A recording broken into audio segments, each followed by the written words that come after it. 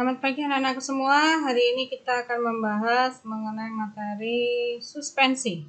Ya, nanti kita setelah membahas apa pengertian suspensi, ya secara teoritis kita akan melanjutkan ke perhitungan dan pembuatan sediaan larutan dan suspensi. Tapi nanti yang akan saya praktekkan, yang akan saya demonstrasikan dalam bentuk video adalah pembuatan suspensi. Kita langsung saja. Apa sih pengertian suspensi ya? Suspensi ini merupakan sediaan cair yang mengandung partikel padat yang tidak larut yang terdispersi dalam fase cair ya. Nah, bagaimana cara kita mengetahui stabilitas suspensi? Ya, ada beberapa faktor yang dapat mempengaruhi stabilitas suspensi. Yang pertama adalah ukuran partikel. Ukuran partikel ini berbanding terbalik dengan luas penampang, di mana luas penampang ini berbanding lurus dengan daya tekan ke atas. Jadi ukuran partikel berbanding terbalik dengan luas penampang maupun daya tekan ke atas.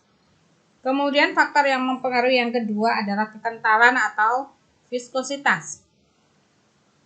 Kekentalan suatu cairan ini akan mempengaruhi kecepatan aliran dari suspensi tersebut. Makin kental cairan, maka kecepatan alirnya makin kecil atau turun. Nah, faktor yang ketiga, jumlah partikel atau konsentrasi. Semakin besar zat konsentrasi dalam suatu suspensi, maka akan semakin besar mempercepat terjadinya endapan partikel. Faktor yang keempat adalah sifat atau muatan partikel. Nah, dalam pembuatan suatu sediaan suspensi, karena tadi ada fase padat dan fase cairan ya, maka agar zat padat tersebut dapat bercampur dengan larutan, maka perlu ada penambahan bahan tambahan lain yang dinamakan dengan suspending agent sehingga bisa terbentuk suatu suspensi. Nah, apa saja termasuk bahan suspending agent ya? Ini dibagi menjadi dua golongan. Suspending agent dari bahan alam dan secara sintesis. Bahan alam sendiri ada beberapa contohnya yang sering banyak dipakai adalah gom PGA ya. Kemudian PGS juga, kondrus, seragakan dan algin. Nah, selain gom itu ada bentonit, ada hektorit dan ada vigum. Nah, secara sintesis sendiri ada dua golongan, yaitu golongan selulus dan golongan polimer. Yang paling banyak dipakai adalah golongan selulus, yaitu CMC. Nah, untuk metode pembuatan sediaan suspensi sendiri ada dua, yaitu metode disperse dan metode presipitasi. Ya. Sedangkan sistem pembentukan suspensi sendiri ada flokulasi dan deflokulasi. Nah, kalau flokulasi sendiri merupakan ciri-cirinya itu terdapat partikel yang merupakan agregat yang bersifat basah. Nah, sedimentasi ini terjadi secara cepat. Ya, sedimen kemudian juga tidak membentuk cake yang keras dan padat. Sehingga apabila dengan penggojokan lebih mudah terdisperse kembali.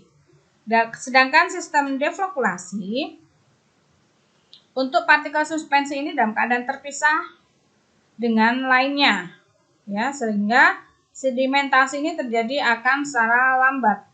Nah, tetapi karena sedimentasinya terjadi secara lambat, kemungkinan terjadi kick itu lebih besar, ya. Endapan itu akan membentuk suatu endapan yang keras. Nah, apa keuntungan dan kerugian suspensi ini? Keuntungannya dapat karena ada bahan yang tidak larut dalam larutan, maka bisa memperlambat terlepasnya obat, ya. Sehingga efek terapinya akan semakin panjang atau semakin lama. Nah, untuk obat yang tidak stabil dalam bentuk larutan, nah ini bisa dibuat dalam bentuk sediaan suspensi. Kebanyakan rasa dalam suspensi itu rasanya lebih enak bila dibandingkan dengan sediaan larutan, ya, lebih manis. Karena bahan-bahan zat aktifnya tidak begitu terasa bila dibandingkan dengan pembuatan sediaan larutan. Sedangkan kerugiannya adalah rasa obat dalam larutan itu lebih jelas. Kemudian jadi untuk bahan-bahan yang agak baunya agak keras atau agak menyengat, spesifik itu masih terasa. Nah, karena berbentuk larutan, berbentuk sediaan cair, maka suspensi ini kurang praktis dibawa bepergian. Kemudian yang terakhir juga mudah rusak karena adanya reaksi kimia antar bahan dalam sediaan suspensi. Ada beberapa contoh rute pemberian suspensi. Yang pertama, sediaan oral ya. Ini banyak sekali digunakan dalam untuk pengobatan anak-anak ya, terutama pengobatan tipes, yaitu larut suspensi chloramphenicol ya. Juga rifampicin ya, suspensi rifampicin untuk pengobatan tuberkulosis anak. Kemudian rute pemberian suspensi yang kedua yaitu secara okular ya, itu berarti tetes mata, itu contohnya adalah hidrokortison asetat ya sebagai tetes mata. Nah, untuk sediaan otik atau tetes telinga sama ya, hidrokortison. Sedangkan secara parenteral ya, secara injeksi dengan penisilin. Sedangkan secara topikal adalah menggunakan kaladin. Nah, untuk cara perhitungan dalam pembuatan sediaan suspensi akan dibahas pada slide berikutnya.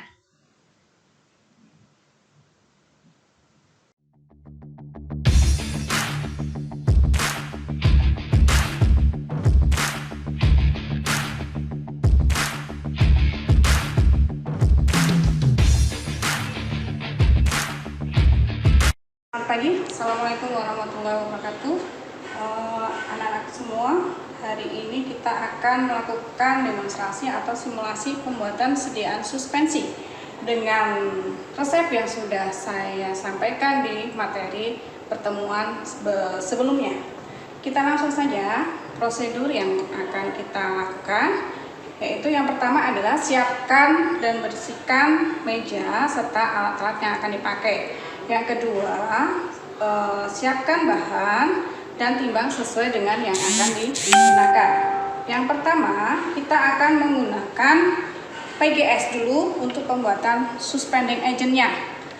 Karena menggunakan bahan aktif chloramphenicol sebagai obat keras, maka digunakan PGS sebanyak 2%. Kemudian bahan aktifnya yang dari resep kemarin yang sudah saya bagikan adalah chloramphenicol. Bahan yang ketiga adalah sirup simprek, dan bahan yang terakhir adalah nanti air. Untuk penggunaan bahan suspending agentnya menggunakan CMC, maka digunakan serbuk CMC sebanyak 1%, sedangkan bahan yang lainnya sama. Kita langsung ke proses pembuatan ya. Setelah kita timbang semua bahannya yang digunakan, yang pertama kita lakukan adalah membuat larutan suspending agent dulu, yaitu masukkan PGS yang sudah kita siapkan bahannya ke dalam mortir, kemudian larutkan dengan sejumlah air. Nah, air yang digunakan untuk melarutkan PGS ya, dalam ilmu meracik obat kita gunakan sebanyak 7 kali dari bobot 7 kali dari bobot chloramphenicol-nya. Karena chloramphenicol-nya kita menggunakan chloramphenicol palmitat, maka harus ada penyesuaian dari chloramphenicol ke chloramphenicol menggunakan perbandingan dari bahan bakunya, berat molekulnya.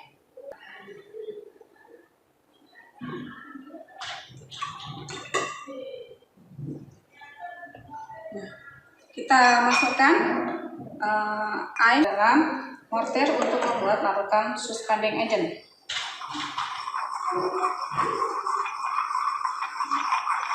Kemudian kita aduk hingga larut dan membentuk suatu larutan homogen.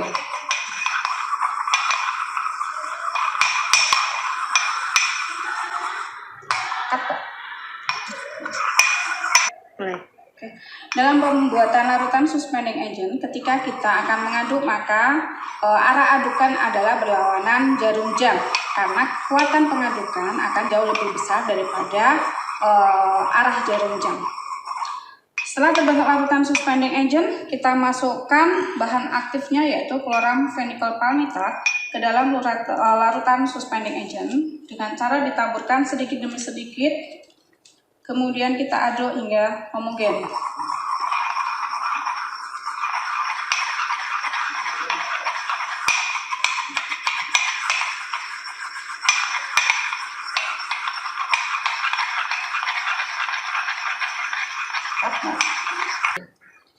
Setelah larutan suspending agent dan bahan aktif terbentuk, maka akan kita peroleh suatu larutan yang berupa mucilago. Nah, kemudian kita masukkan bahan yang ketiga yaitu sirup simplet ke dalam campuran larutan. Kita masukkan sedikit demi sedikit, kita aduk hingga homogen dengan arah berlawanan arah jarum jam.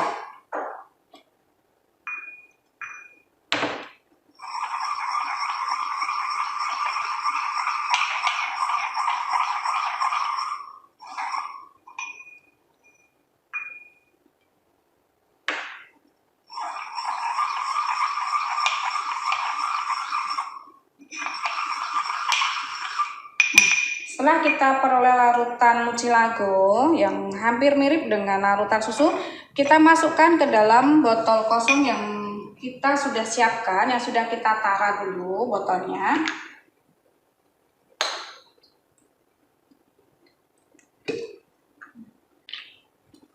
Pastikan dulu botolnya dalam keadaan bersih. Kita masukkan larutannya.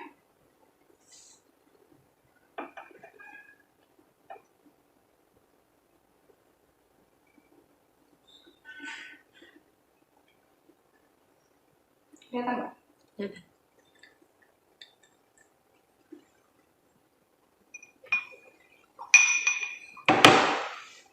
Kemudian kita tambahkan air untuk membilas.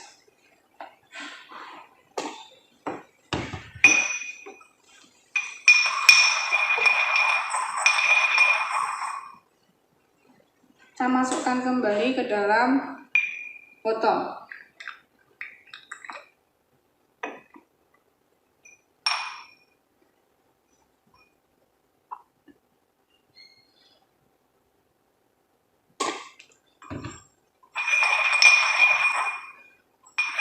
Kita bilas kembali.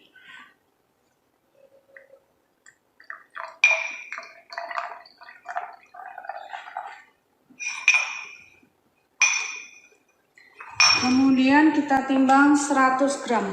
Kita siapkan alat timbangan 100 gram.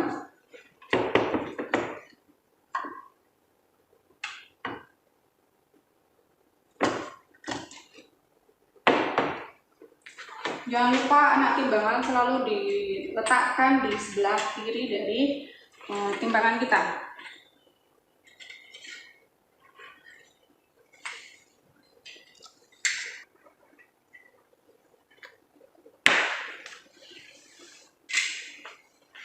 Kemudian kita akan timbang sebanyak 100 gram.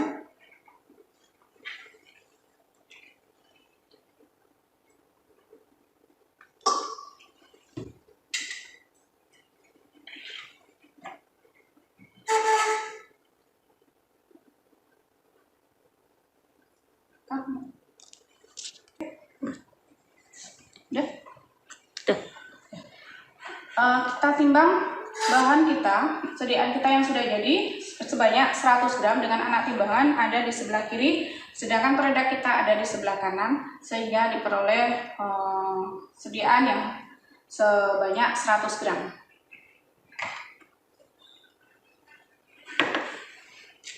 Kita langsung masukkan ke dalam kemasan, kita tutup botolnya. Tinggal kita siapkan etiketnya. Jangan lupa untuk larutan oral kita menggunakan etiket berwarna putih. Karena ini larutan, kita menggunakan label kocok dahulu.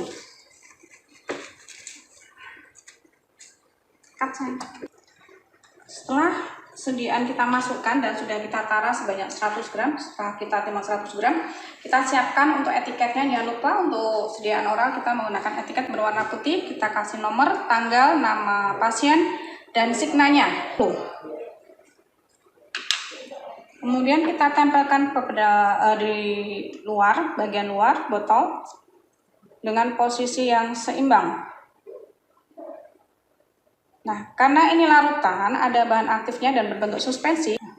Inilah sediaan suspensi kita dengan bahan aktif chloramphenicol palmitat menggunakan bahan suspending agent PGS sebanyak 2%. Sampai jumpa di pertemuan selanjutnya untuk pembuatan larutan suspensi dengan menggunakan suspending agent CMC. Selamat pagi.